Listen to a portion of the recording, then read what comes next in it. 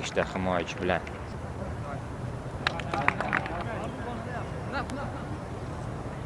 Biz tomosha qilayotgan bo'lsangiz, qulayroq o'rnashib oling.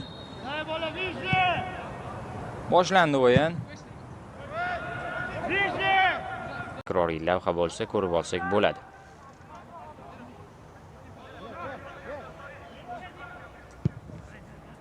Sakkizinchi daqiqa. Uzatma bor, zarba ham bormi? Biroz noqulay. Keyingisi ikkinchi qavatda kurash, navbatdagi uzatma, to'xtatildi, to'p, zarba bor. Chiziqdan o'tdimi to'p? Keyingisi baribir. Hisob ochilmoqda maydon egalari. Fardu 20 hamda 21-raqamlar golni nishonlash uchun borishyapti. 20-raqamdagi Valiyev darvozani ishg'ol qilganga o'xshaydi. Doniyor Valiyev hisobiga yozilmoqda gol. Takroriy lavhani ko'rishimiz kerak. Asqarjon Qudratov hayron. Kamida 3 martalar zarba berildi uning darvozasiga. Gol muallifi 20-raqamli Doniyorjon Valiyev. Doniyorjon Valiyev.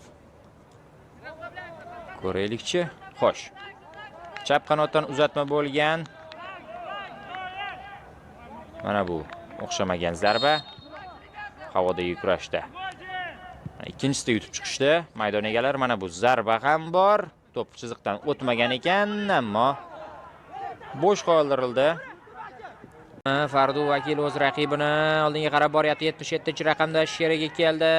Xavfli hujum Aldabotda darvozaga zarba bor. Darvozabon Qudratov seyv amalga oshirdi. Nega to'pni uzatmadi 77-raqamdagi Boburbek Farhodovga? Fardu vakili to'pni ancha qulay imkoniyat hosil qilib borayotgandi u markazda. O'zi ham zo'r Aldabotda raqibini, ammo yakundagi zarbasi umuman o'xshamadi. Darvozabon to'pni qaytardi. Takroriy lavhada ko'rib olishimiz kerak ushbu vaziyatni. Mana e'tibor bering.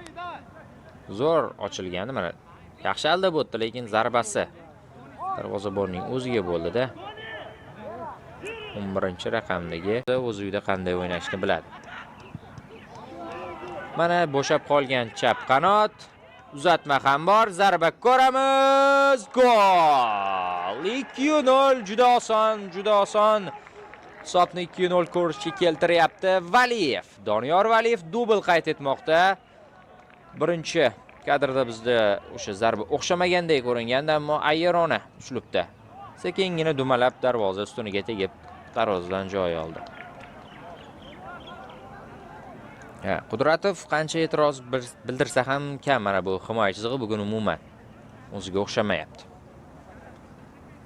Kurashuvda hisob o'zgardi. Gol muallifi yana o'sha 20-raqamli Doniyorjon Valiyev.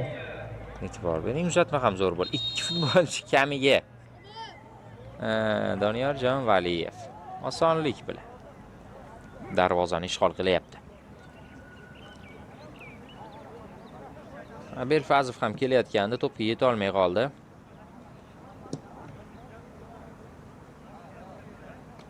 To'p maydonni tark etadimi? Yo'q, qoldi. Yana maydon egalari. Darvozabonniki bu to'p va hakam Akmaljon Rahimov shu nuqtada birinchi bo'lim yakunlanganligi haqidagi xushtakni chaldi. Hozircha hisob 2-1. Doniyor Valiyevning kiritgan 2 goliga Mobiuzdan Abdug'afur Haydarov 1 gol bilan javob bergan. Hozircha 2-1. Bizda tanaffus 15 daqiqadan so'ng yana qaytamiz. Sirojiddin Mashriddinov zarba berishga qaror qildi. Uzatma bor ekan.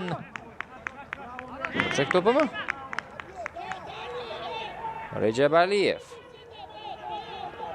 hayron qoldi. Degan va hakam hushtak yangraydimi? Xuddi shunday.